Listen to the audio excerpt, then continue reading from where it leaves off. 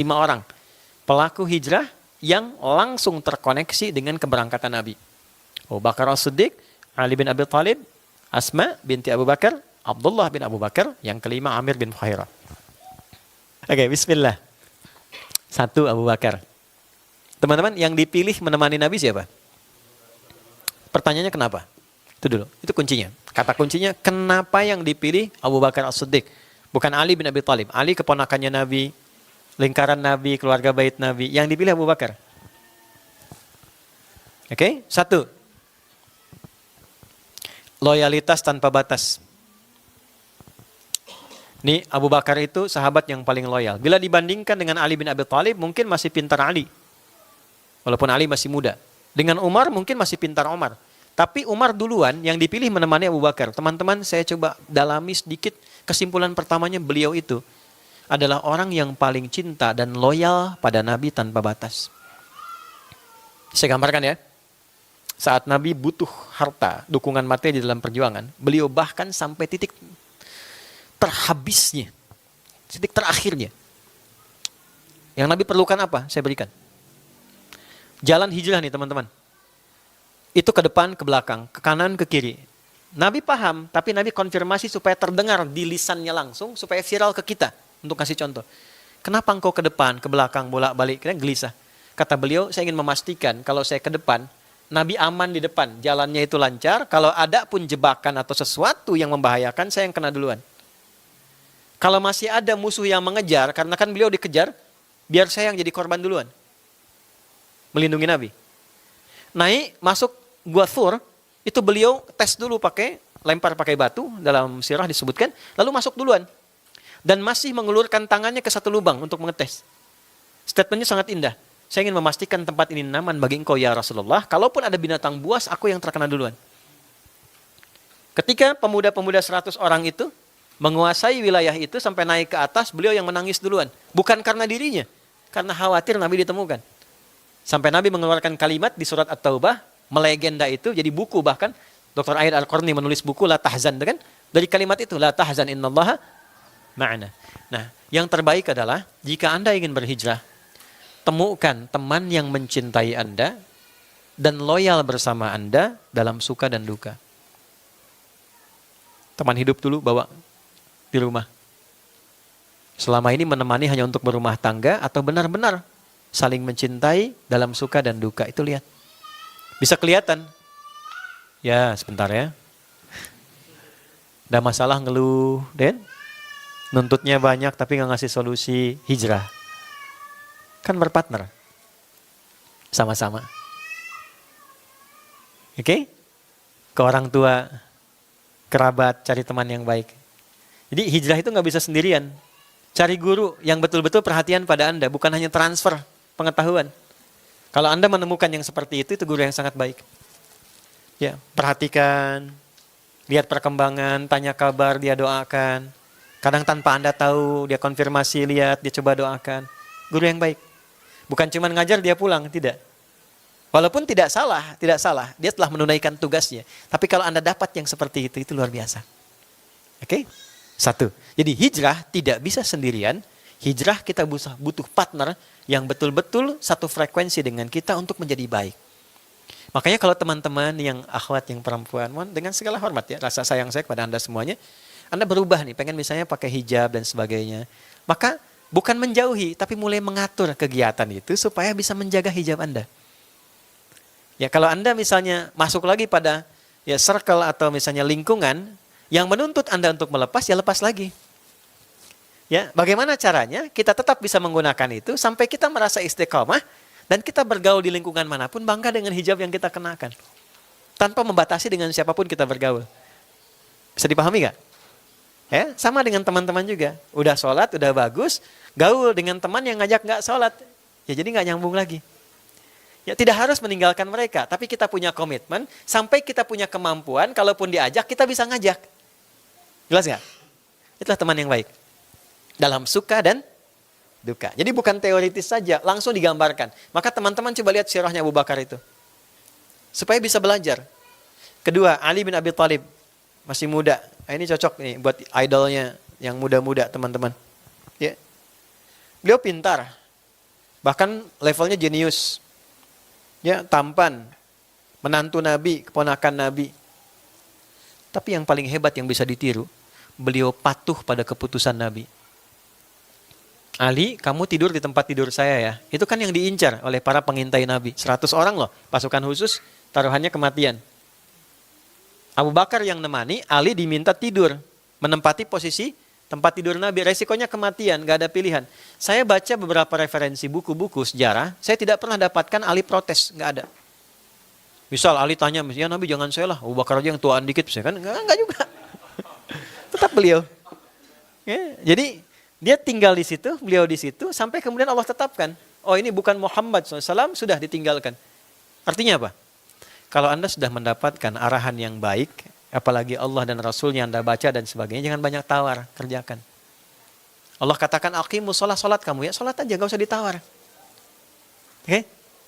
Nabi katakan, udah prioritaskan orang tuamu, prioritaskan ibumu. Udah, lakukan aja, nanti lihat hikmahnya setelah itu. Anda jangan lihat saya sekarang seperti ini, tidak. Tapi pelajari juga bagaimana kita berusaha berbuat baik pada ibu. Bagaimana kita berusaha sabar menghadapi tantangan dan sebagainya. Ya, artinya apa? Nggak mungkin Allah perintahkan tanpa sayang, itu nggak mungkin. Kalau Allah kasih ujian pasti karena sayang. Kalau Allah kasih tambahan pasti karena sayang.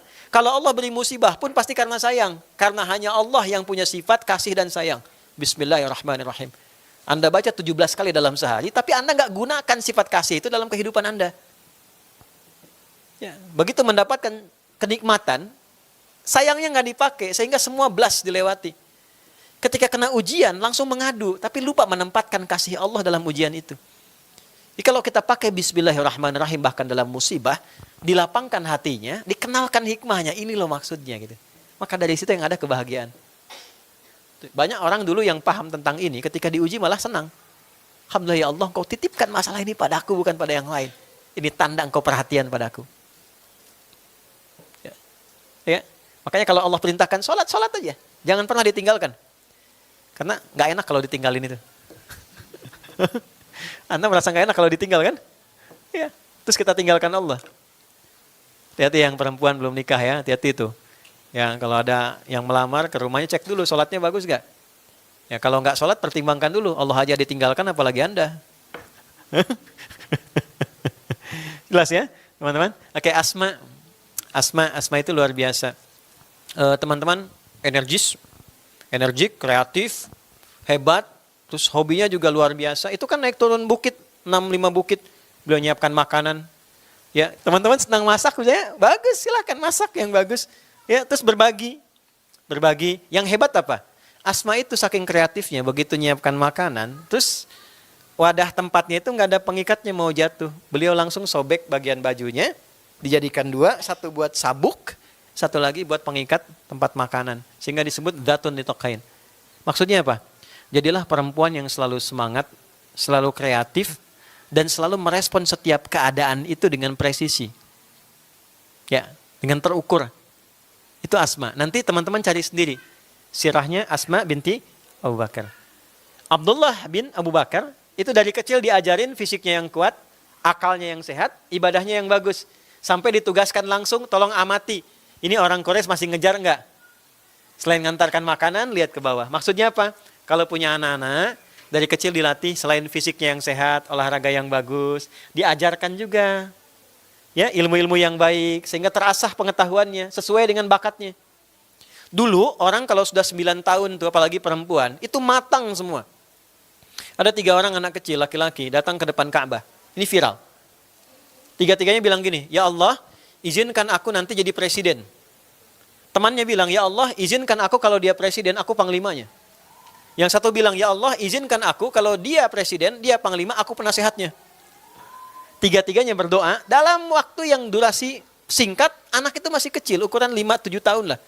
Ya, dewasanya, di masanya, 3-tiganya ini mendapatkan apa yang mereka harapkan waktu kecil. Satu jadi presiden, kedua panglima, yang ketiga penasehatnya. 3-tiganya jadi semua.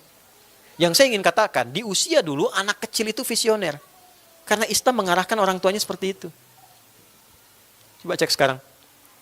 Anak-anak, teman-teman semua, anak-anak saya, anak-anak kita semua, kita punya tugas itu.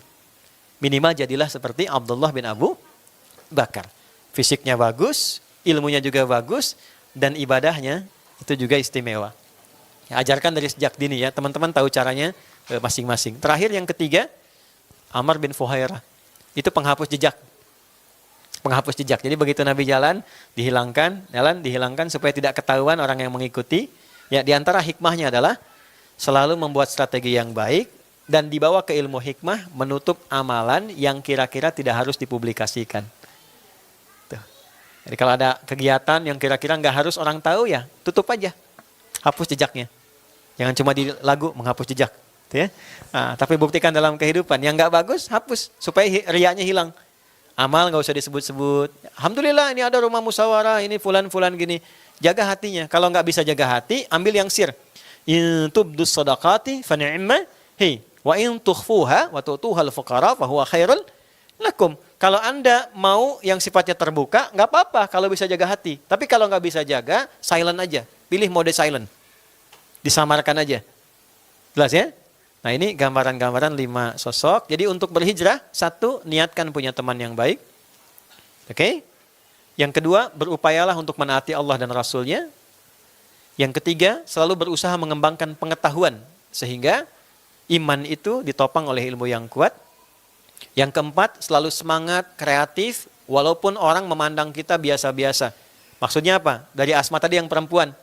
Orang menyebutnya kamu perempuan, kamu terbatas. Tidak. Buktinya Asma juga bisa naik bukit. Buktinya Asma juga semangat. Buktinya Asma juga pintar. Dan yang terakhir, kalau sudah beramal, jaga amal itu dengan baik. Tidak harus kemudian marak dipublikasikan. Jelas Mas ini?